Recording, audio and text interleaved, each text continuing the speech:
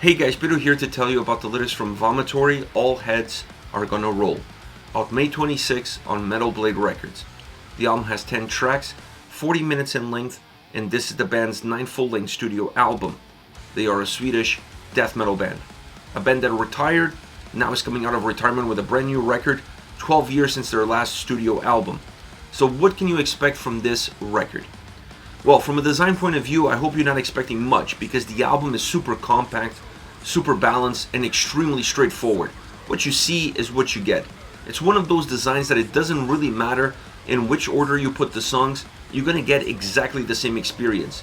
The overall consistency of the record doesn't allow for ebbs and flows, it just allows for a forward motion, a very direct and driven motion that really piggybacks off of that aggression and intensity in order to propel the listener from song to song, but even within songs themselves. So a straightforward design that doesn't make the album better and it doesn't make it worse. It's just the overall structure of how you can put songs that have similar characteristics in somewhat of an order that allows you to better define the uniquenesses between them. As far as the sound is concerned, you have to call it old school death metal. I know that's a huge umbrella, but that's exactly what this album is. Connecting really well with the past of the band, bringing that past into the present, allowing some more newer elements to creep in so that the sound doesn't feel repetitive or it doesn't feel like it was done in the past, while connecting with where the band was at a point in time in their lives. So I like this approach, I like this idea because it brings the history of the band to life, but at the same time you don't feel like you're listening to an album that you heard before. There are a few new nuggets on this record that definitely give a new facelift to Vomitory's sound. Now when you look at the drum work on this record, I really enjoyed it. It has an old school feel.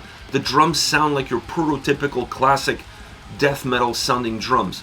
But on one hand, I really enjoy the fact of some definition between the wall of sound created by the drums and the wall of sound created by the guitars.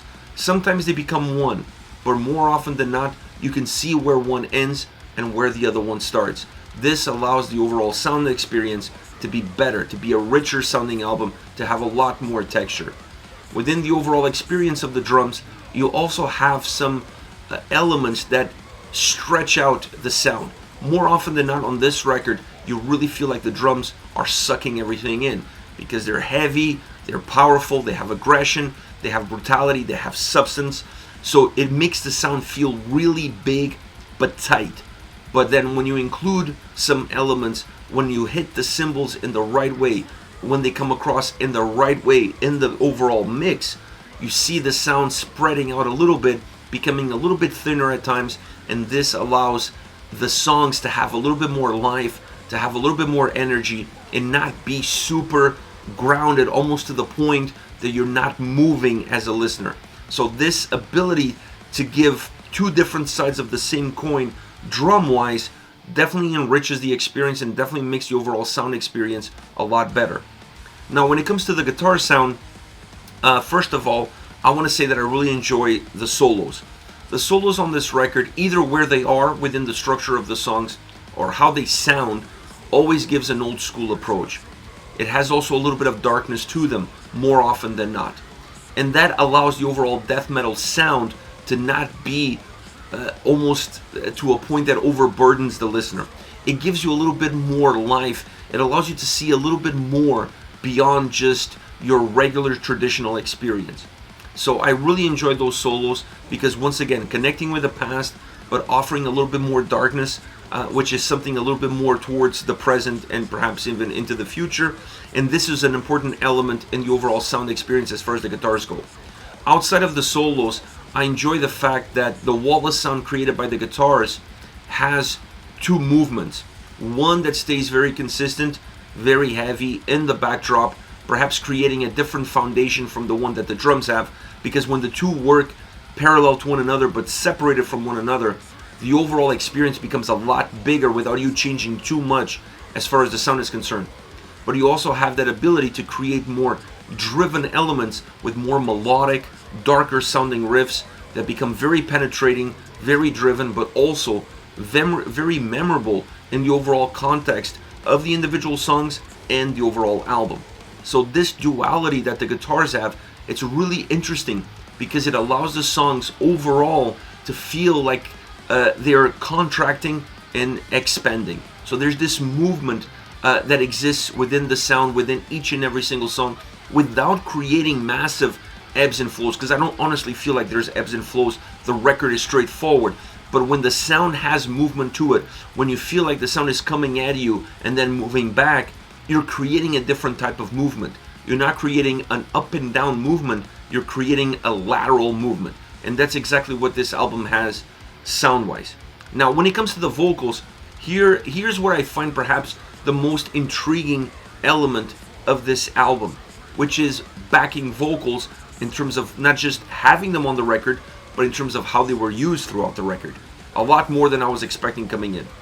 I like the consistency vocally overall that the album offers, and I love the tonality of the vocals. I have to say that because it's my preferred style when it comes to death metal, at least when it comes to classic old school death metal. Grunty enough, heavy enough, aggressive enough, brutal enough, but still to a point that I can understand the lyrical content and I can connect the musicality of the album, the musicality of the band, the musicality of the record with how the vocals are impacting that same musicality, either with the aggression, either with the movement, either with the brutality. So this album definitely has that. But then when you include the backing vocals, now you're adding layers, now you're adding texture, now you're making the overall vocal performance feel bigger, more impactful, definitely more dynamic. So for a record that feels super compact, super consistent from start to end, where there's almost no up and down movement, just lateral movement, adding this caveat to the overall vocal performance, once again, you're changing the perception of the tracks ever so slightly with a very nice nuance, but creating a song that definitely has a lot more energy within it without completely changing the whole fabric of the song or even the whole fabric of the album, not creating an album that falls apart from song to song, but rather stays connected, stays consistent from start to end. Interesting add-on, interesting element, and perhaps even more interesting, the fact that it was used quite a bit from beginning to end on almost every single song. This was a nice change. I honestly really enjoyed it. I felt like it added value to the vocal performance without changing the vocal performance that much. All around, what a great return after 12 years. You never know what you're going to get from a band when there's that much of a break in between records.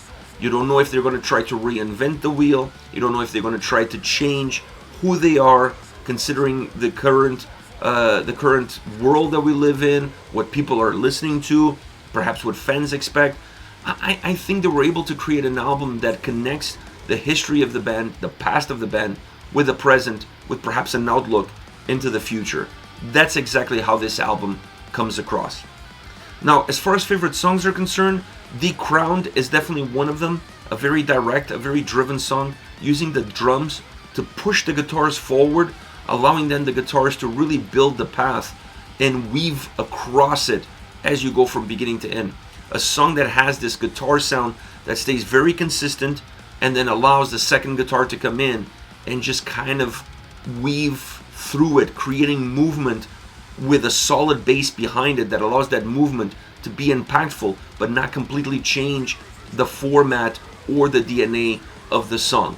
That melodic riff that weaves, it's really important because it still impacts in a positive way the overall heaviness that the track has, actually allowing that heaviness to be easier to process and easier to digest by the listener. Vocally super consistent from beginning to end, but this track, it's really about the guitar sound. It's really about what the guitars are doing. The vocals are there to kind of guide you through the journey, but you're always going to concentrate, you're always going to look at the guitar performance in this specific song as the highlight of the track. Next, you have Disciples of the Dam. A darker sounding song for sure. It follows a lot of the same parameters that Decrowned follows. It follows a lot of the same parameters that the whole album holds dear to its heart. But changing where you put the solos, changing the solos, changing the overall vibe of the song, like I said earlier, by becoming a little bit darker, it's enough for you to create a track that stays connected with the record, but it offers something different, something unique. It starts off with a solo in the first third, a really classic death metal solo, over the top, infused with darkness as well, matching the overall vibe of the song. And then it comes back with the second solo in the second third of the song that offers a very similar output. It just expands upon it in terms of what the experience was with the first solo. The second one feels a little bit more elaborate, and it pushes the envelope a little bit further. But that addition of where these solos are and where they're placed in the song, it's a very old school approach, one that works really well, while adding a little bit of darkness, while changing a little bit of the momentum, and creating a song that has great sound, great vocals on both ends, feeling very aggressive and very relentless, with an incredible drum experience behind it. The drums are phenomenal on this track. The heaviness, the brutality that they add to the already brutality that exists guitar-wise, it really blows your mind how much heaviness they were able to pack in one song, and use the solos to kind of break through that heaviness a little bit, just to give you pockets to breathe and feel differently about the track. Vocally, using the backing vocals on a song like this works really well, because it's a song that has a lot of moments. It's not a song that follows a specific guideline or a specific format. Because it has a lot of different moments, the backing vocals add texture to the overall vocal performance, making this a very rich song all around.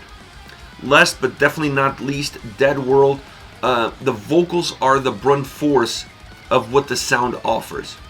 You have some breaks in this song, and those breaks come in when the vocals are not present. When the vocals are there, everything is turned to 11. The sound, the heaviness, the aggression, everything feels in your face. When the vocals drop out, the song kind of loses a little bit of its steam, not completely, but it just feels like it's slowed down ever so slightly, maybe going from 11 to 10. Just enough for you to be able to process the song and feel the movement that the track has, not allowing the track to become stagnant from verses to chorus and vice versa. This little movement definitely gives more life, more energy to the track. I love the overall guitar sound. I love the overall guitar melodies. They really break through some of the heaviness by adding, once again, some darkness to how you perceive that sound, to how you perceive those melodies. But this is a ferocious sounding song, very heavy, very brutal across all of its elements, but with great texture behind it. This is it. Vomitory, All Heads Are Gonna Roll, out May 26th on Metal Blade Records. Let me know your thoughts on the band, on the singles. Use the comment section below. I'll be reading those and getting back to you. Take care, guys.